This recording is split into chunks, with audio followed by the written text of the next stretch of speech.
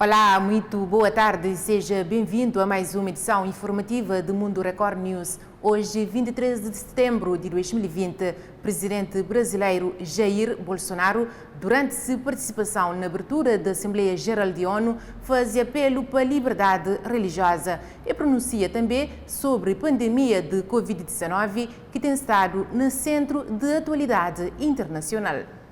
O primeiro assunto tratado pelo presidente foi a pandemia de coronavírus. Em primeiro lugar, quero lamentar cada morte ocorrida. Desde o princípio, alertei em meu país que tínhamos dois problemas para resolver: o vírus e o desemprego, e que ambos deveriam ser tratados simultaneamente e com a mesma responsabilidade. O discurso de Jair Bolsonaro durou 14 minutos. O vídeo foi exibido na Assembleia Geral da Organização das Nações Unidas. Bolsonaro também comentou o que chamou de politização da pandemia. Como aconteceu em grande parte do mundo, parcela da imprensa brasileira também politizou o vírus, disseminando o pânico entre a população. Sob o lema "Fique em casa" e "A economia a gente vê depois", quase trouxeram o caos social ao país. Nosso governo, de forma arrojada, implementou várias medidas econômicas que evitaram o mal maior. E criticou a dependência do mundo pelos produtos chineses na área da saúde. A pandemia deixa a grande lição de que não podemos depender apenas de umas poucas nações para a produção de insumos e meios essenciais para a nossa sobrevivência. E concluiu o discurso com uma defesa à liberdade religiosa. A liberdade é o bem maior da humanidade. Faço um apelo a toda a comunidade internacional pela liberdade religiosa e pelo combate à cristofobia. Já o presidente americano também fez discurso na Assembleia Geral da ONU, onde ele destaca esforço do executivo no combate à pandemia.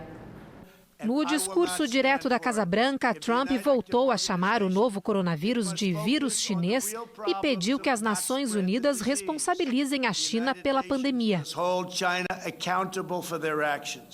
Trump também destacou os esforços da administração durante a crise e lembrou que desde abril o país reduziu a taxa de mortalidade por Covid-19 em 85%.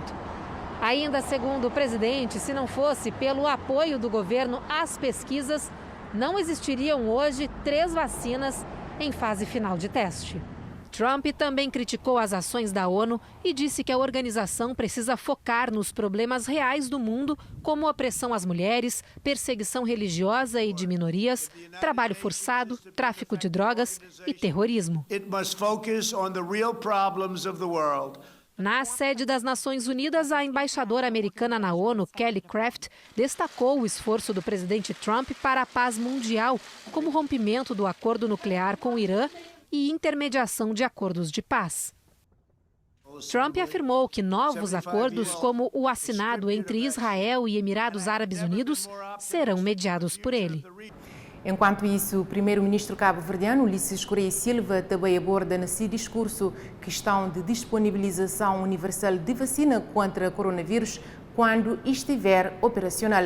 Mudando de assunto, nos Estados Unidos, tempestade tropical Beta deixa parte de Texas debaixo de água e previsão é que a situação piora nos próximos dias. Ciclo de tempestade é considerado pior em 100 anos. Evelyn Bastos com mais detalhes desse assunto. A combinação de chuvas torrenciais e ventos acima de 80 km por hora provocou alagamentos em boa parte do estado. A Beta é a 9ª tempestade a atingir os Estados Unidos neste ano, algo que não acontecia há mais de um século. A expectativa é que a tempestade se mova na direção do estado da Louisiana e dure até o final de semana. Na Argentina, o produto interno bruto cai 16,2% no segundo trimestre de 2020 e o governo justifica essa queda devido à pandemia. A queda ainda foi de 19% em relação ao mesmo período do ano passado. O motivo alegado pelo governo foi a pandemia. Na Angola, desvio e negócios ilícitos envolve ex-ministro de Estado que, segundo informações em destaque na imprensa internacional, faz transferências milionárias para o exterior. De acordo com a denúncia, o mesmo abriu conta no Banco Atlântico de Portugal e para lá transferiu milhões de euros. O chefe do gabinete terá conseguido contratos públicos milionários, entre eles o de consultoria para modernizar os aeroportos em Angola. Quanto a investimentos em imóveis em Portugal, a denúncia expõe que pessoalmente Edeltrudes Costa comprou uma casa avaliada em mais de 2 milhões de euros em Cascais e colocou em nome da sua ex-mulher, PCA da sua empresa. Assim como uma segunda casa, desta vez em Sintra, também em nome da ex-esposa. Edeltrudes terá comprado no Panamá um apartamento de luxo na Torre Trump. Outras denúncias sobre o alegado esquema milionário refere que a consultora do ex-ministro de Estado faturou aproximadamente 1 milhão de euros ao fornecer para a CNE material para as eleições de 2017. Foi aberto em julho deste ano pelo Serviço de Investigação Criminal um processo de averiguação para apurar as alegadas denúncias de branqueamento de capitais envolvendo a empresa do chefe de gabinete da presidência. Até ao momento do encerramento da matéria, não houve qualquer pronunciamento da PGR ou de Edeltrudes Costa. Lá na Moçambique, ataques armados na zona centro do país se preocupa camionistas. Por isso, a Associação de Classe se pede intervenção do governo. Estão na linha da frente para garantir o transporte de mercadorias dentro e fora do país. Mas a intensificação dos ataques armados na zona centro do país preocupam a Associação dos Camionistas de Moçambique, que pede a intervenção urgente do governo. Nós, como associação, não temos nenhuma filiação política e não temos intenção de o fazer. Mas o que a gente pede ao governo é, pelo menos, se der, criarem condições de entenderem-se, não é? As duas partes, se é que é necessário que haja isso. Porque estamos a morrer. Estamos a morrer no nosso país, estamos a morrer nos países vizinhos. Perderam a conta dos membros vítimas de balas, para além dos prejuízos materiais avultados. Camionistas de longo curso que, para além das balas, queixam-se de extorsão, alegadamente das forças de defesa e segurança ao longo da Estrada Nacional número 1. Mesmo de manhã, né, dizem que é a coluna, mas é coluna entre aspas, né? É só pôr carros em fila, sair, andar sozinho sem nenhuma escolta. Mas eles mesmo, 1 quilômetro, estão lá a pedir o apoio. O transporte de mercadorias cada vez mais insustentável. Nós nos sentimos sufocados, porque esse valor nem o patrão não nos dá. Nós temos de rascar para apoiar a eles, né? São camionistas de longo curso que se fazem a estrada diariamente a transportar mercadorias dentro e fora do país, mas que por conta da insegurança já pensam em abandonar a estrada. Enquanto não se encontram alternativas para o fim aos ataques armados protagonizados pela junta militar, os camionistas já prevêem tempos difíceis.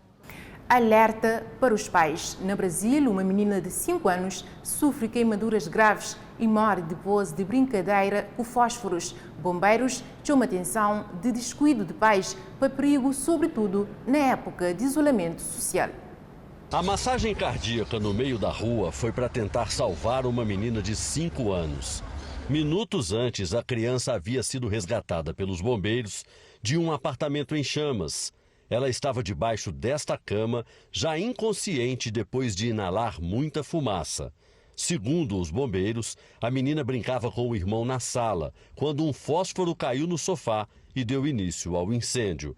Ela morreu, a mãe e o irmão estão fora de perigo. Quando uma das crianças veio pedir socorro, as chamas já estavam muito altas, né? Os sofás, eles são feitos basicamente de espuma e de madeira. Então as chamas, elas se propagam de uma maneira muito rápida. O Corpo de Bombeiros recomenda a atenção redobrada neste período de pandemia.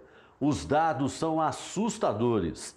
75% dos casos de incêndio acontecem na cozinha e resultam desde pequenos cortes na pele até grandes queimaduras. Se a criança ela tem o interesse de cozinhar, de aprender alguma coisa, não tem problema. Pois você sempre tem que orientar a criança, a sempre que ela for fazer isso, que ela esteja acompanhada, supervisionada por um adulto. Tomar cuidado também com os registros de gás do botijão, também com fósforos ou então outros elementos que produzam faíscas ou chamas.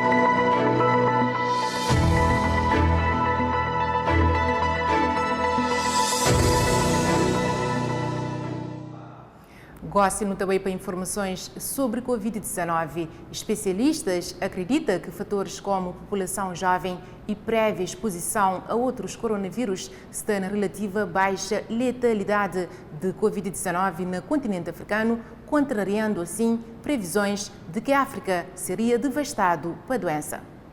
Devido às grandes aglomerações e sistemas de saúde precários, organizações internacionais previam um quadro de horror com a pandemia da Covid-19 nas nações africanas. Entretanto, ao contrário do que se esperava, a doença não está a devastar a África e, de uma certa forma, tem conseguido driblar os números assustadores de mortes, ao contrário da Europa ou da América, onde a disseminação do vírus volta a ganhar força ou permanece fora de controlo. Na África, as infecções parecem ter diminuído. O continente registra pouco mais de 1,4 milhão de casos, menos de 5% do total mundial, e quase a metade na África do Sul. Cerca de 34 mil mortes e pouco mais de 1 milhão de curados. Há uma população total de 1,3 bilhão de habitantes.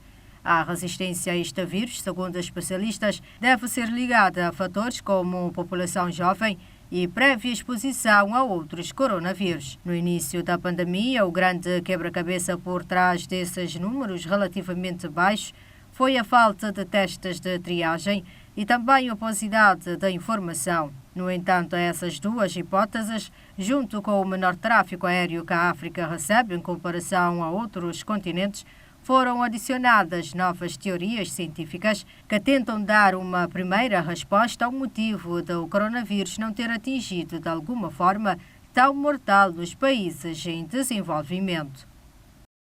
Na Portugal, o governo apresenta plano de saúde para a época de inverno face ao aumento de casos de Covid-19 no país. Ao todo, são 58 páginas dedicadas aos próximos 6 meses. Depois de muitas críticas, o Governo apresentou o Plano de Saúde para o outono e para o inverno.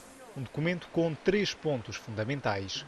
Preservar vidas humanas, proteger os mais vulneráveis e preparar a resposta a um eventual crescimento epidémico de Covid-19 são os grandes objetivos desta estratégia. As áreas dedicadas, em exclusiva à Covid-19, vão a partir de agora sofrer alterações e vão estar focadas nos doentes com infecções respiratórias. Do mesmo modo, todas as unidades de saúde, sejam centros de saúde ou hospitais, terão que ter áreas específicas para quem apresente sintomas respiratórios. Os idosos, assim como a população mais vulnerável, vão merecer especial atenção nesta fase que coincide com a chegada do vírus da gripe. O Governo pretende, por isso, reforçar as equipas de saúde pública, principalmente em situações de surtos.